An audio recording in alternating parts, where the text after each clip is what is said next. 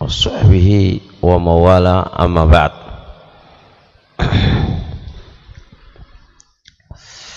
Kita lanjutkan pelajaran 20 kaidah di dalam meninggalkan kemaksiatan kepada Allah Subhanahu wa taala.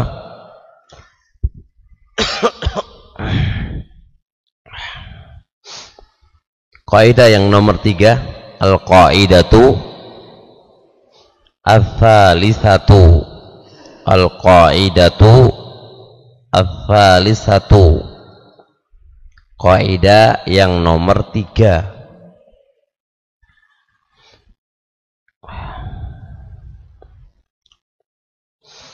Ayyashhada al-'abdu. Seorang hamba yashhada menyaksikan, masyhada persaksian, nikmatillahi nikmatnya Allah yang Allah berikan kepada kita, wa ihsanihi dan kebaikan Allah yang Allah berikan kepada kita. Maksudnya begini, rumus kita itu bisa meninggalkan maksiat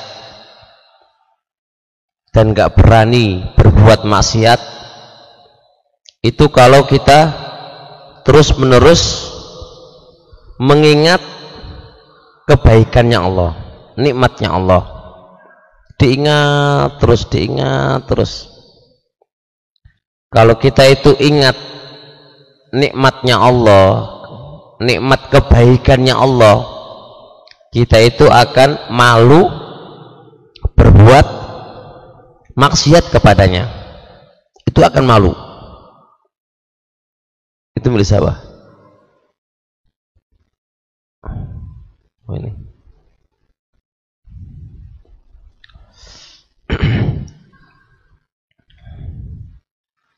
Iya. Begitu caranya. Caranya itu kita ingat terus kebaikannya dia, kebaikannya Allah kita ingat terus.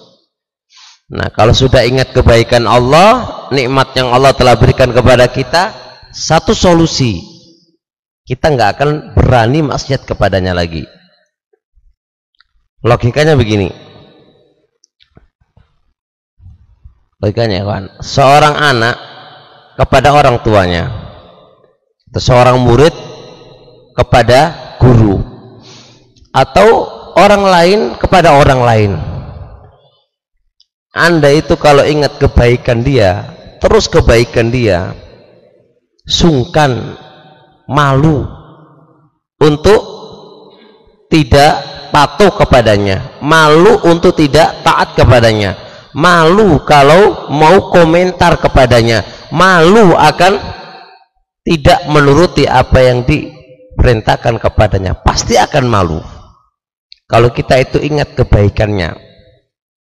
Nah, kalau kita kepada Allah Subhanahu wa taala, jelas tidak ada dari satu detik dari detik-detik yang ada kecuali semua kita itu mendapat nikmatnya Allah dan kebaikannya Allah. Kita harus selalu ingat itu.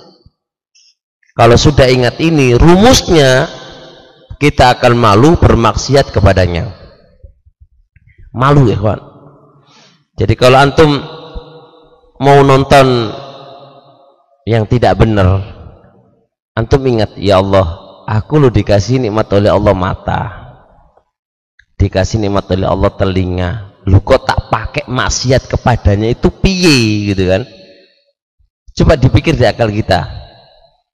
Gitu terus ingat nikmat Allah sehat, nikmat Allah waktu kosong, nikmat waktu Allah begini diingat terus itu.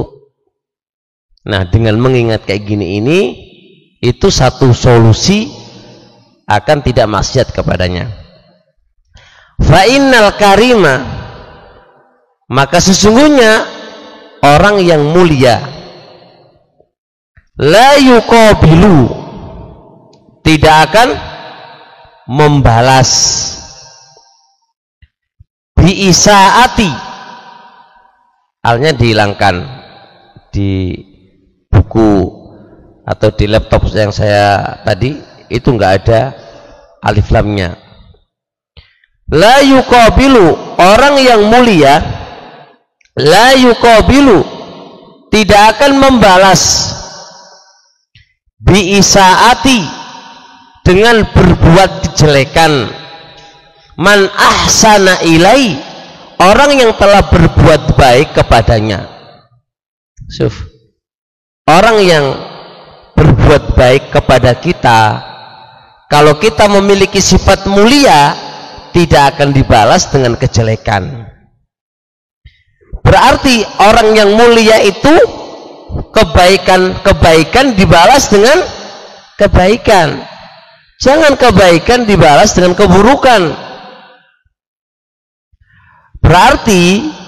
Berarti langsung kalau kita pakai mata kita ini untuk melihat yang tidak benar, tangan kita pakai SMS kepada wanita yang tidak mahram kita, berarti kita bukan orang mulia dong, karena nikmat Allah kita balas dengan kejelekan. Mulut kita ini kan nikmat dari Allah, kita bisa bicara, nikmat dari Allah. Kalau mulut kita ini kita pakai bermaksiat kepada Allah, berarti kita bukan orang mulia. Karena sifat orang mulia itu kebaikan dibalas dengan kebaikan, kebaikan Allah dibalas dengan ketaatan kepadanya. Itu namanya orang mulia. Niat. Wa innama yaf'alu hadza, dan sesungguhnya yaf'alu hadza, melakukannya, hadza, kebaikan dibalas dengan kejelekan, yang melakukan itu adalah li'amun nasi, orang yang tercela dari manusia, orang yang tercela. Nah, berarti kita punya dua orang, mulia sama orang yang tercela. Kalau orang itu mulia akan balas kebaikan, dibalas dengan kebaikan. Kalau orang yang tercela, kebaikan dibalas dengan apa? Dengan kejelekan. Kita tinggal pilihannya dua, orang mulia ataukah orang yang tercela. Itu li'am. Li'am itu orang tercela, orang hina, orang tercela, orang nggak tahu diri, orang nggak tahu terima kasih, gitu loh. Orang nggak tahu terima kasih ya. Kalau sama manusia saja, bayangkan kita sama manusia, kawan.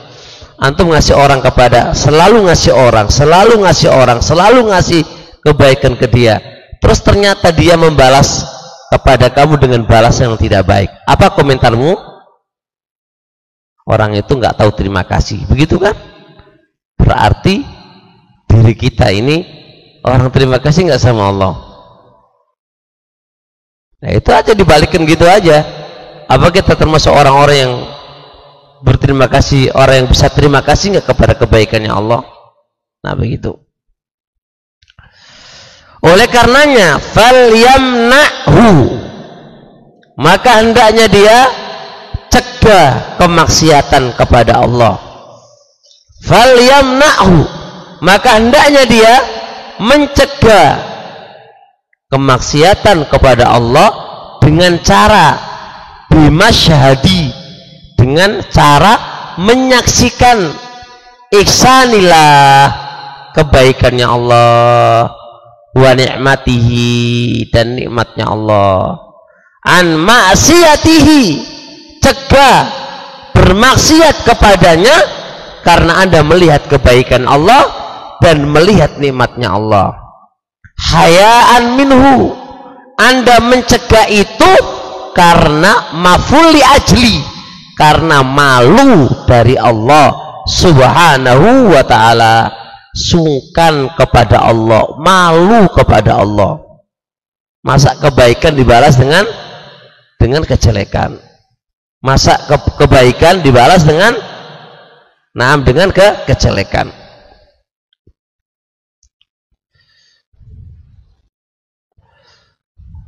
Jelas insyaallah. Baik. Wa minal isaati, dan termasuk akhlak yang jelek. Wa minal isaati, dan termasuk perbuatan jelek. Perbuatan jelek, akhlak yang tidak mulia. Ayyakuna fadlullahi, adalah anugerahnya Allah, wa in'amuhu, dan kebaikannya Allah, nazilan ilai, turun kepada dia, wa mukhalafatuhu, sedangkan penyimpangannya dia, perselisihannya dia, wa ma'asi, dan kemaksiatan dia, sa'idatun ila rabbi, naik kepada Rabbnya. Nikmatnya Allah turun dari atas ke bawah ke kita, sedangkan maksiat kita naik ke Allah. Ini kan gak stabil, gak seimbang. Ini kan namanya kurang sopan, ini kurang ajar lah, ya kan? Kita itu terus nikmatnya Allah turun dari atas, terus nikmatnya Allah terus, baik kesehatan semuanya turun terus dari atas. Yang naik ke Allah apa? Adalah penyimpangan kita, maksiat kita, apalagi di masa-masa virus corona ini, ya kan? Ya kan? Di masa-masa virus corona ini, bayangkan, harusnya kita tambah tobat kepada Allah, tambah ingat Allah, tambah yang naik ke atas itu harusnya semua kebaikan, bukan malah maksiat kepada Allah Subhanahu wa ta'ala. Apalagi santri, harusnya yang naik ke atas itu adalah hafalan Quran, murojaah kitab, apalah yang naik ke atas, bukan yang naik ke atas malahan lihat HP, waktu liburan di rumah, di pondok, HP wae. Gimana mau bisa baik kalau gitu? Itu enggak. Wa minal isa'a, isa'a itu ya perbuatan jelek, enggak beradab, kurang sopan, enggak pantas kita lakukan itu. Bahasanya kan begitu ya kawan. Amat menjijikkan lah. Yang turun itu kebaikannya Allah, yang naik adalah kemaksiatan kita. Itu enggak, gitu loh, enggak pas, enggak pas. Nah, kemudian lihat, fal malaku yanzilu bihadza wal malaku ya'ruju bidzaka. Malaikat turun dengan membawa nikmat, dan malaikat naik dengan membawa dosa. Fa'aqbahu biha min muqabalatin, amat menjijikkan dari muqabalah, pembalasan ini amat jelek dari muqabalah, balasan ini. Itu balasan yang paling jelek. Malaikat turun membawa rahmat, nikmat, keutamaan, sedangkan malaikat satunya naik ke atas membawa dosa dan maksiat. Seharusnya turun membawa kenikmatan, naik membawa ketaatan sebagai imbalan kebaikan dengan kebaikan. Amat menjijikkan kayak begini keimbalannya kita kepada Allah Subhanahu wa ta'ala. Masya Allah, kawan. Nah, ini rumus kita itu berpikir, iya ya, kita itu hidup di atas kenikmatnya Allah, keutamannya Allah, kebaikannya Allah, rahmatnya Allah. Kok kayak kita begini gitu kan? Nah, ini kalau nggak mikir ya nggak bakal bisa. Harus berpikir. Ini kan rumus ini kan mengajak kita berpikir. Lalu dengan kita berpikir ini, berhenti dari maksiat kepada Allah Subhanahu wa taala biiznillah, dengan izin Allah Subhanahu wa taala. Tapi kalau kita bilang berhenti maksiat, susah ya kalau berhenti maksiat. Ya, gimana caranya kan? Nah, kita pakai cara yang lain, pakai rumus. Ya, pakai rumus. Jadi kalau kita ngasih tahu orang, salah satu orang itu suka mencuri, suka telanjang, suka buka aurat, ya kita pahamkan. Ya ukhti, wahai saudariku, Allah sudah ngasih kamu rezeki yang banyak. Allah udah ngasih rahmat kamu bisa sehat, kamu bisa beli pakaian begini, pun sampaikan kebaikan Allah kepadanya. Masa begini? Ya, masa kita begini cara membalas kepada Allah? Masa dengan cara membuka aurat kayak begini Anda membalas kepada Allah? Nah, itu caranya kan berpikir apakah begini kita membalas kepada Allah Subhanahu wa taala? Nah, begitu ikhwan, barakallahu fik. Jadi ya kita boleh ya membalas kebaikan Allah berupa nikmat itu kita bikin belajar, duduk di masjid sebentar belajar, itu dalam rangka membalas kebaikan yang Allah berikan kepada kita. Kita dikasih sehat, boleh duduk belajar, ini bahasa agamanya Allah, bahasa syariatnya Allah, duduk dengan waktu yang dari pagi sampai udah kerja cari duit untuk anak istri, fokuskan sedikit lah.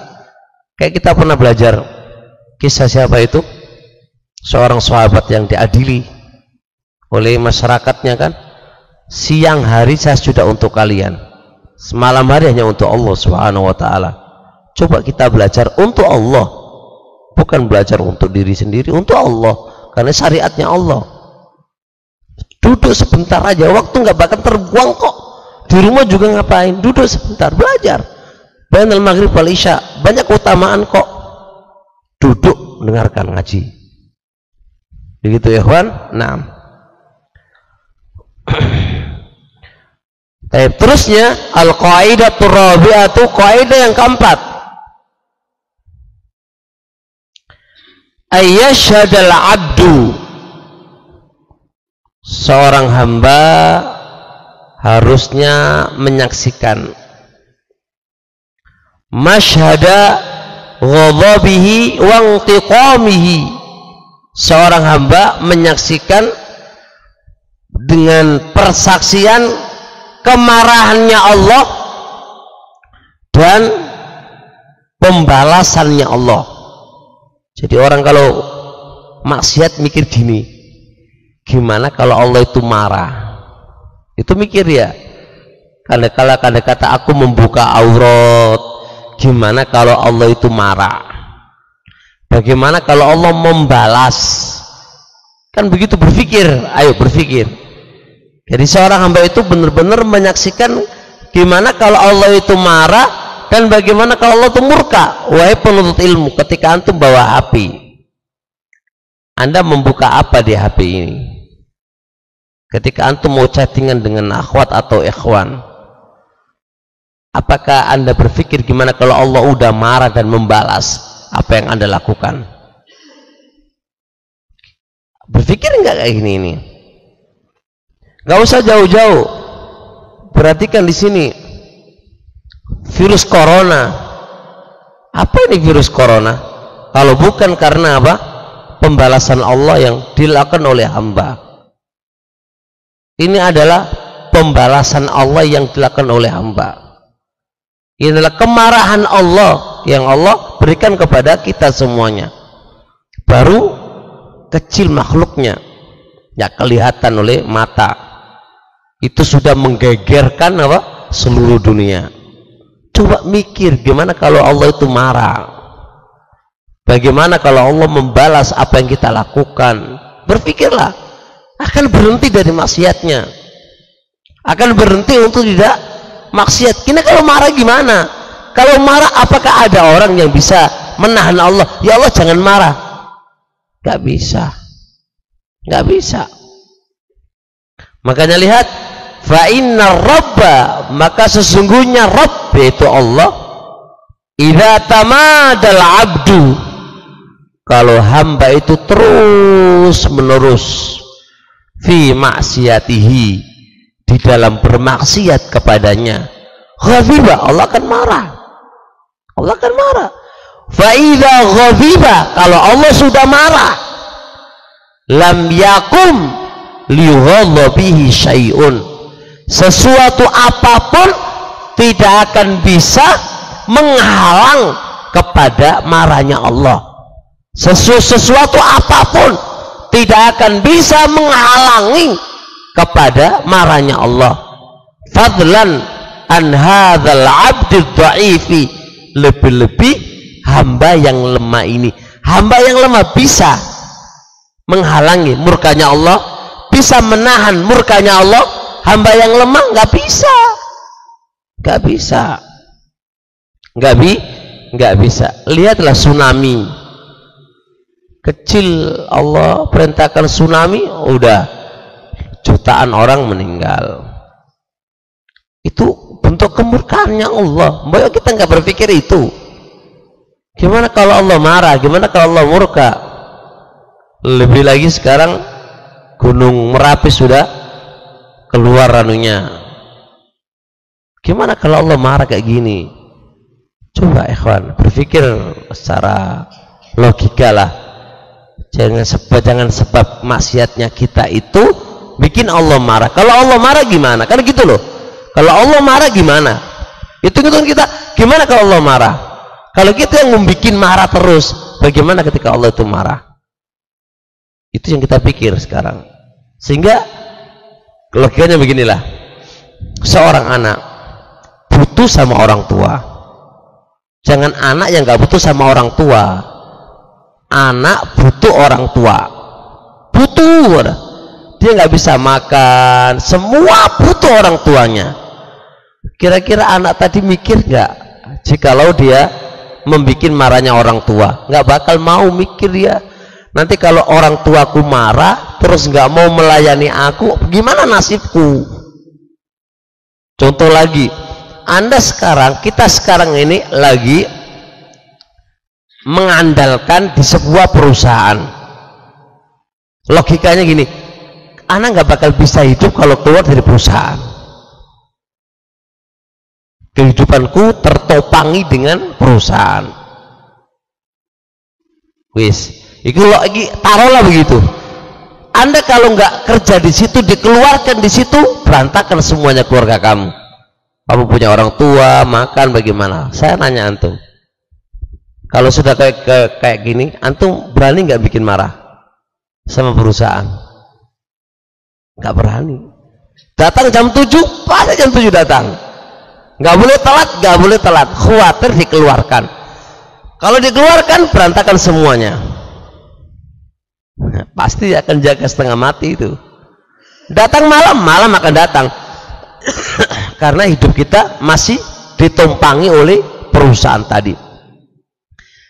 Kita ya kawan, hidup kita itu tergantung sama Allah.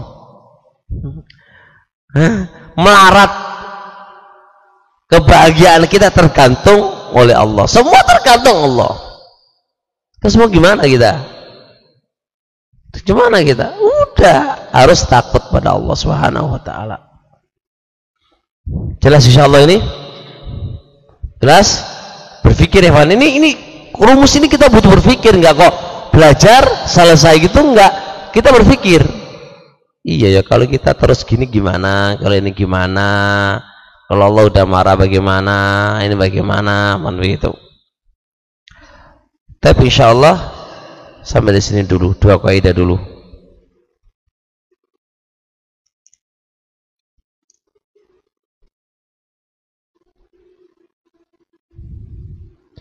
Bismillah Ustaz, saya ingin bertanya, kiat-kiat untuk mencegah maksiat ketika sendiri gimana? Ya tadi, ini untuk sendiri dan untuk orang banyak sama aja. Kaidah pertama, kaidah kedua.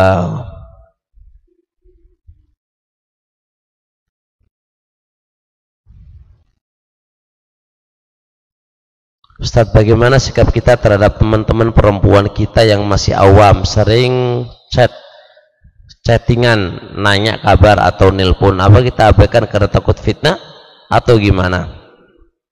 Ya hati-hati, ma taraktu fitnatan adharra lirijali minan nisa. Tidaklah aku tinggalkan fitnah yang paling membahayakan bagi laki-laki dari wanita.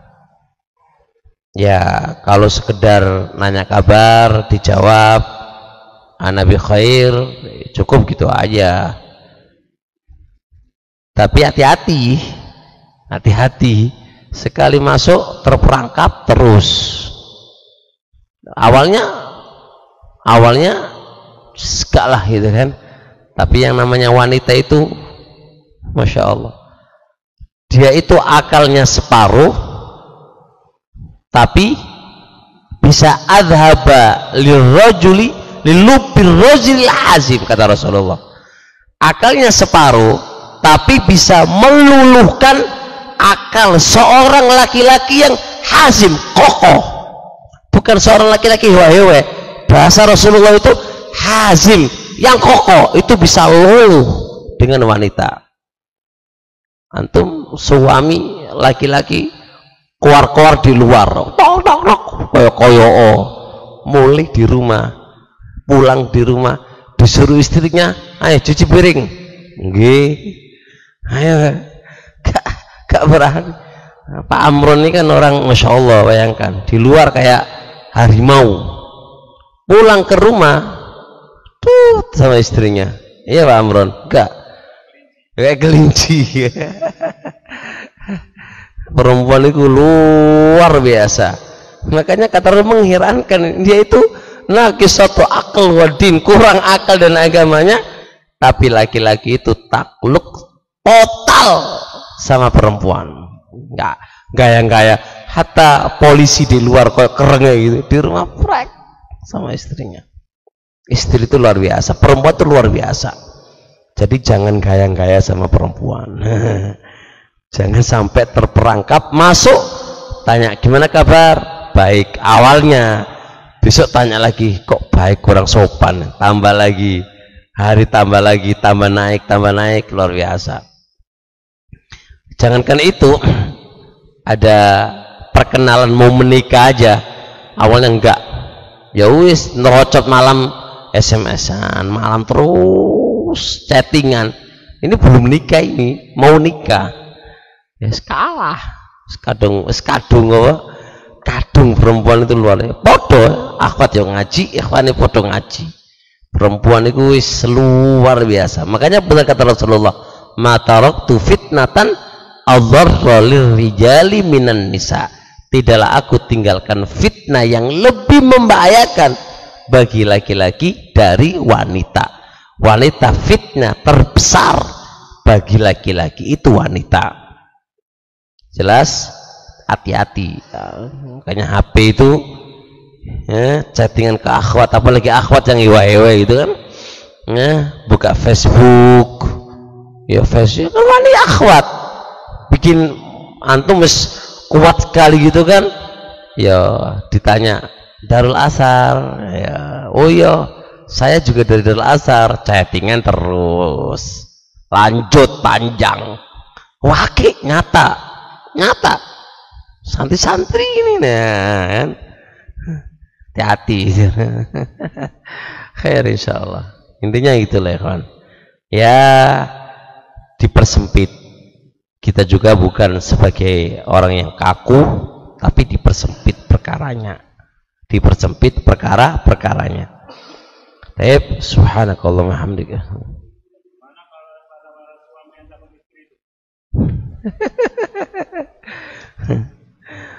Takut boleh, tapi takut menjadikan kamu dipimpin salah. Takut, gak apa-apa takut, tapi takut menjadikan laki-laki jadi hambanya perempuan, enggak. Ar-rijalu qawwamuna 'alan nisa. Saya baca tafsir Ibnu Tabari, Qurtubi, banyak tafsir. Ar-rijalu qawwamun, konsekuensi laki-laki itu pemimpin. Pikiran kamu itu lebih full daripada pikirannya istri. Kamu jangan kamu nggak bisa diatur sama istri. Dia boleh ngasih usulan, boleh, dan kita boleh menerima usulannya kalau kita anggap itu adalah benar. Rasulullah pernah menerima usulan Ummu Salamah ketika di Sulh Hudaybiyah.